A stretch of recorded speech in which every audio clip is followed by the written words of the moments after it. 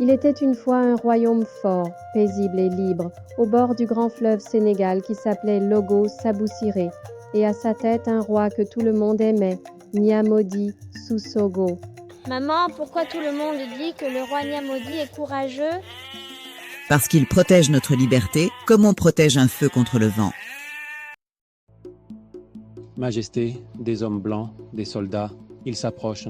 Ils veulent que vous signiez un papier pour leur obéir. Moi, obéir à ceux qui pillent les richesses des royaumes des autres. Dis-leur que Logo Saboussiré ne plie pas. Mais Majesté, ils sont nombreux et armés. Les lions ne comptent pas les hyènes.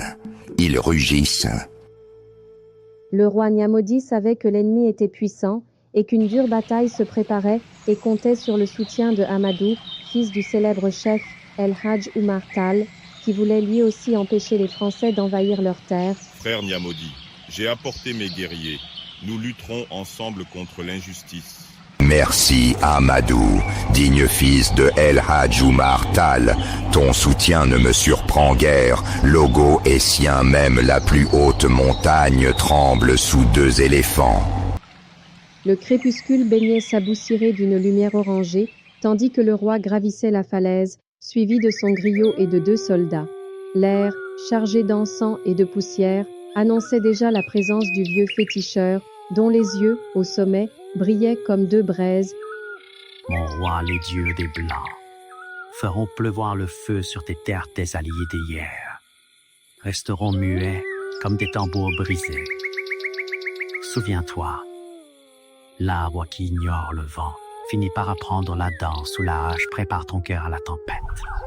Car même les fleuves les plus calmes cachent des tourbillons capables d'emporter les pirogues des plus grands rois. Le roi restait confiant malgré les mises en garde du féticheur, mais dans l'ombre, la peur et les promesses des ennemis firent trembler certains cœurs. Et avant l'aube, Saboussiré se retrouva seul. Dès l'aube, le roi motiva ses troupes avec des mots forts.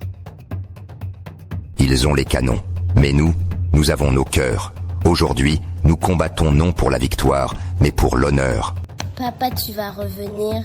Je reviens dans ton cœur chaque fois que tu es fier. Les tambours résonnaient. Face aux murailles de Saboussiré, les colonisateurs armaient leurs canons.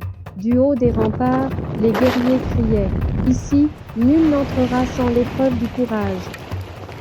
Puis vint le fracas. Les boulets éventrèrent le silence. Les flèches répondirent au feu. Saboussiré brûlait, mais résistait. Et dans la fumée, un cri s'éleva. Mieux vaut mourir debout que vivre à genoux. Les tambours se sont tus, les remparts ont tremblé, mais le roi Nyamodi, lui, resta debout. Par ses mots habiles et la force tranquille de sa sagesse, le griot parvint à briser la résistance du roi. Il lui peignit l'avenir comme un terrain de patience. Battre en retraite, aujourd'hui, n'était pas un abandon, mais une promesse de retour, car un royaume perdu peut être repris quand l'heure et les vents sont favorables.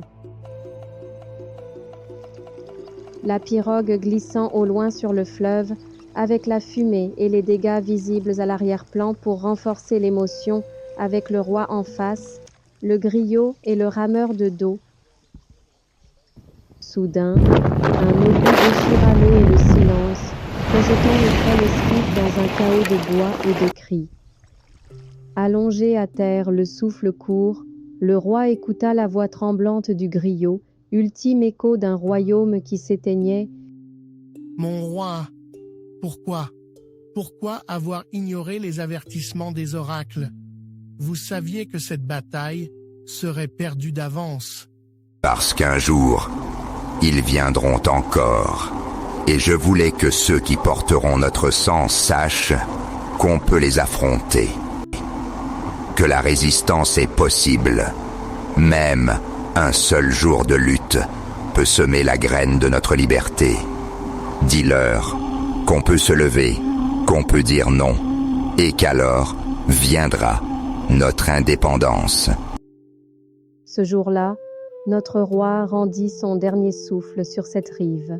Mais ces paroles traversèrent les siècles. Elles furent répétées autour des feux, murmurées dans les cases, transmises de père en fils, de mère en fille, jusqu'à nourrir le rêve d'un peuple entier. Et 82 ans plus tard, le 22 septembre 1960, ce rêve devint réalité. A proclamé comme État indépendant et souverain la République soudanaise. Troisièmement, a proclamé que la République soudanaise s'appelle la République du Mali.